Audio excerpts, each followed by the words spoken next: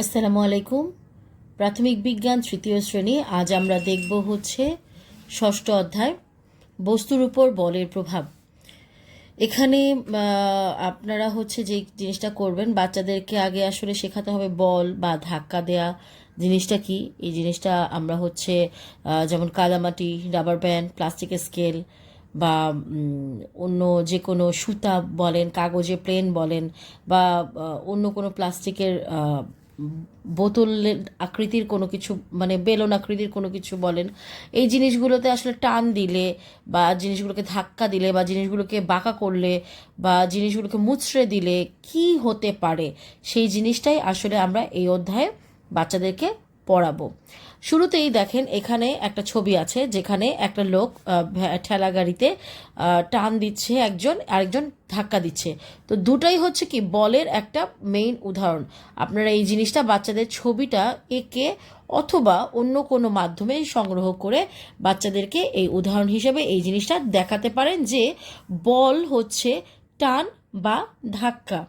এরপরে দেখেন এখানে একটা ছক আছে, এখানে আমাদের বলেছে নিচে দেখানো ছকের মতো করে একটি ছক তৈরি করি। তারপর এখানে হচ্ছে বলে দিয়েছে যে বস্তুগুলোর ওপর বিভিন্ন ধরনের বল প্রয়োগ করি, এগুলোর আকৃতি কী ধরনের পরিবর্তন হয় তা পর্যবেক্ষণ করি, পর্যবেক্ষণগুলো ছকে লিখি, সহপাঠীদের সঙ্গে নিজের মতামত বিনিময় করি। এই অধ্যায়ে আমরা আসলে মেইনলি হচ্ছে বাচ্চাদেরকে হাতে কলমে জিনিসগুলো দেখাবো। এখানে হচ্ছে দেখেন কাদামাটি আছে প্রথমটায়, এরপরে হচ্ছে একটা রাবার ব্যান্ড, সেটাকে টান দেওয়া হচ্ছে, একটা প্লাস্টিকের স্কেলকে বাঁকানো হচ্ছে, একটা প্লেনকে ছুঁড়ে দেওয়া হচ্ছে এবং একটা পেন্সিল এখানে নেওয়া হয়েছে। তো পেন্সিলটা শার্পনার দিয়ে শার্প করা হচ্ছে। তো এই জিনিসগুলোই আমাদের এগুলো হচ্ছে প্রত্যেকটা বাচ্চার কাছেই আছে, হয়তো বা কাদামাটিটা অ্যাভেলেবেল নাও থাকতে পারে, তারপরেও আপনারা চাইলে এই জিনিসটা সংগ্রহ করে বাচ্চাদেরকে প্রত্যেকটা উদাহরণের মাধ্যমে আপনারা দেখাতে পারেন। তো আসেন আমরা দেখি এখানে কাদামাটিকে কী ধরনের বল তুমি প্রয়োগ করছো, এবং পরের ছকে আমরা লিখব বল প্রয়োগের পর আকৃতি কেমন হয়েছে, এটা আমরা লিখব। প্রথমেই কাদামাটি, এটাকে আমরা ধাক্কা দিচ্ছি এবং গোল আকৃতির কাদামাটি চ্যাপ্টা আকৃতি ধারণ করছে। এরপরে রাবার ব্যান্ডকে আমরা হচ্ছে টান দিচ্ছি, এটা আকারে লম্বা হচ্ছে। তারপর হচ্ছে প্লাস্টিকের স্কেলকে আমরা বাঁকা করছি, এটা ধনুকের আকৃতি ধারণ করছে। এরপরে আসুন কাগজ, টান বা ধাক্কার মাধ্যমে ভাঁজ করা হচ্ছে, নৌকা অথবা প্লেন আকৃতি ধারণ করছে।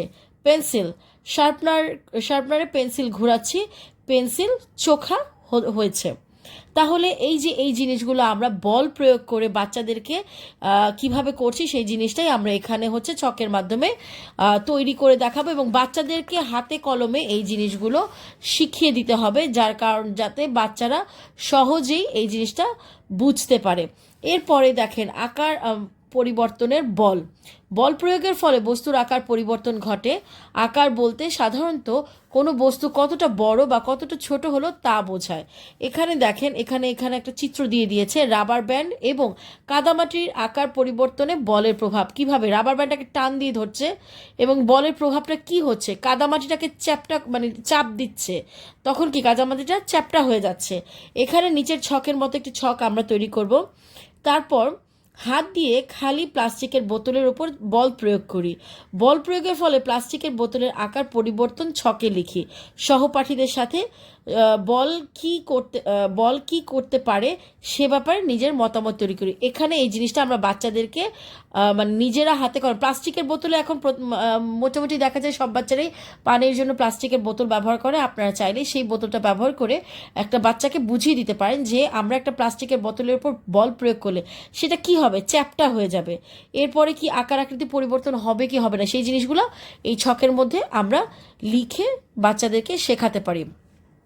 এরপর দেখেন আয়তন পরিবর্তনে বলের মাধ্যমে বস্তুর আয়তন পরিবর্তন করা হয়। যদি বাতাসে বল প্রয়োগ করা হয় তাহলে এর আয়তনের কি হবে, সেই জিনিসগুলো এখানে আমরা, যেমন একটা সিরিঞ্জের এই পরীক্ষাটা আপনারা যদি এটা সম্ভব হয় সিরিঞ্জ কোনটা কালেক্ট করা, তাহলে সিরিঞ্জের এই পরীক্ষাটা আপনারা বাচ্চাদেরকে দেখাতে পারেন। এছাড়া এখানে বেলুন দিয়েও পরীক্ষা করছে, একটা বেলুনকে চাপ দিলে বাতাস এই যে দুই পাশে সরে যাচ্ছে, হ্যাঁ, এই জিনিসগুলো আমরা বাচ্চাদেরকে দেখাতে পারি। আই থিঙ্ক সিরিঞ্জের চেয়ে এইটা বোধহয় একটু সহজ হবে। তো সেই জিনিসটা আমরা বাচ্চাদেরকে দেখাতে পারি। দৈনন্দিন জীবনে বল, আমরা বিভিন্ন জিনিসকে সরানোর জন্য বস্তুর আকৃতি, আকার ও আয়তন পরিবর্তন করতে বল প্রয়োগ করি। দৈনন্দিন জীবনে আরও বিভিন্ন কাজে বল ব্যবহৃত হয়। তো এইরকম আরও একটা ছক তৈরি করব এবং এখানে দেখব যে ছবিগুলোতে কী কী ধরনের বল প্রয়োগ করছি সেগুলো আমরা এখানে লিখব এবং প্রয়োগের করা বলের ধরন ছকে লিখি। আমি এটা আসলে করিনি, তার কারণ হচ্ছে আমি আসলে আমার যারা শিক্ষার্থী আছে শিক্ষার্থীদেরকে আমি চাই ওরা এই ছবিগুলো দেখুক এবং তারা নিজেরা এই জিনিসটা খাতায় লিখে ওরা বোঝার চেষ্টা করুক যে আসলে এখানে রাবার ব্যান্ড, স্কেল, তারপর এখানে একটা খেলনা এবং এখানে এটা হচ্ছে একটা কাদামাটি। তো এই জিনিসগুলোতে বল প্রয়োগ করলে আসলে কী কী ধরনের পরিবর্তন ঘটছে সেই জিনিসটা বাচ্চারা যেন নিজেরা লিখতে পারে, তো সেই জিনিসটাই আমরা বাচ্চাদেরকে সাহায্য করব। এরপরে এখানে আরও অনেক ধরনের যেমন স্পর্শ বল, অস্পর্শ বল এইগুলো আছে যেগুলোতে আমাদের স্পর্শ হচ্ছে সেই জিনিসগুলোকে স্পর্শ, যেমন বলে লাথি দেয়া, ক্রিকেট ব্যাট অথবা কলম দিয়ে কাগজে লেখা। এছাড়া অস্পর্শ বল যেমন মহাকর্ষ বল যেটা বা চুম্বকের বল যেটা, এই জিনিসগুলো বাচ্চাদেরকে আমরা উদাহরণ দিয়ে বাচ্চাদেরকে আমরা শেখাতে পারি। এরপরে এখানে এই জিনিসটা আছে, চলো পারি কিনা দেখি। এখানে বলেছে মুখ খোলা এবং মুখ বন্ধ দুটি প্লাস্টিকের বোতল নিয়ে হাত দিয়ে বোতলে বল প্রয়োগ করি, কি ঘটে লক্ষ্য করি এবং তা ছকে রেখি। মুখ খোলা বল, এটা কি করবে, বলটি চুপসে যেতে পারে এবং আকার পরিবর্তন হবে। মোচড়ানোর ফলে বোতলের আকার পরিবর্তন হয়নি। আচ্ছা, মুখ বন্ধ যদি নেই, বোতলের ভেতরে বাতাস বের হয়ে যাবে, বোতলের ভেতর বাতাস অথবা পানি বের হয়নি এবং আকারও পরিবর্তন হয়নি। বল প্রয়োগের ফলে বোতলের আকার পরিবর্তন হয়নি।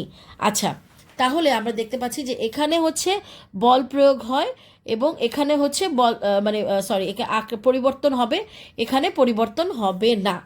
এরপরে এখানে যেমন এখানে আছে ফোমের বল, যেটা কি ধরনের বল তুমি প্রয়োগ করছো, বল প্রয়োগের পর আকৃতি কেমন হয়েছে। ফোমের বল, প্রথমে এই যে ফোমের বলটা চাপ বল প্রয়োগ করেছি, আকৃতি সংকুচিত হয়েছে। লোহার পেরেক ঘর্ষণ বল, আকৃতি বাঁকা হয়েছে। ভেজা কাপড় মোচড়ানো বল, সংকুচিত হয়েছে। প্লাস্টিকের কাপ চাপ বল, এটা হচ্ছে কি সংকুচিত হয়েছে। আবার স্প্রিং, সেটা হচ্ছে টান বল, এটা হচ্ছে লম্বা হয়েছে। তো এভাবে আমরা ছকটা বাচ্চাদেরকে দেখিয়ে দিতে পারি যেটাতে বাচ্চারা বল সম্পর্কে বিভিন্ন ধারণা পাবে। এছাড়াও এখানে আছে হচ্ছে চৌম্বকীয় বল, ঘর্ষণ বল, বলে লাথি দেওয়া, মহাকর্ষ বল। নিচের বলগুলো থেকে স্পর্শ বল এবং অস্পর্শ বল শনাক্ত করে নিচে আমরা লিখি। এটা কোনটা স্পর্শ করা যায় কোনটা অস্পর্শ করা যায়। স্পর্শ করা যায় ঘর্ষণ বল এবং বলে লাথি দেওয়া সেটা, আর অস্পর্শ বল হচ্ছে চৌম্বকীয় বল বা মহাকর্ষ বল যেটাকে বলে। আর রাবার ব্যান্ড টানার ফলে আকৃতি পরিবর্তন হয়। গাড়ির চাকা দ্বারা টিনের কৌটা পিষ্ট হওয়ার পরে আকারে পরিবর্তন হয়। ছোট একটি বেলুনকে শক্তভাবে চেপে ধরলে আয়তনের পরিবর্তন হয়। তো এভাবে করে আমরা বল সম্পর্কে বাচ্চাদেরকে ধারণা দিতে পারি এবং স্পর্শ অস্পর্শ বল সম্পর্কেও বাচ্চাদেরকে আমরা বোঝাতে পারি। এই অধ্যায় থেকে আমরা হচ্ছে বিভিন্ন ধরনের বলের সংজ্ঞা দিয়ে হচ্ছে বাচ্চাদেরকে বুঝিয়ে দিতে পারি যে আসলে বল প্রয়োগের ফলে কি কি হতে পারে এবং কি কি হয়।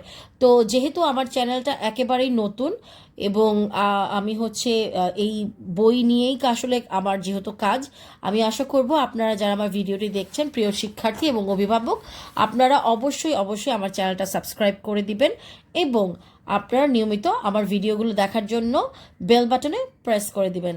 তো আজকের মতো এ পর্যন্তই। নেক্সট ভিডিও খুবই জলদি আপলোড করা হবে। ধন্যবাদ। আসসালামু আলাইকুম।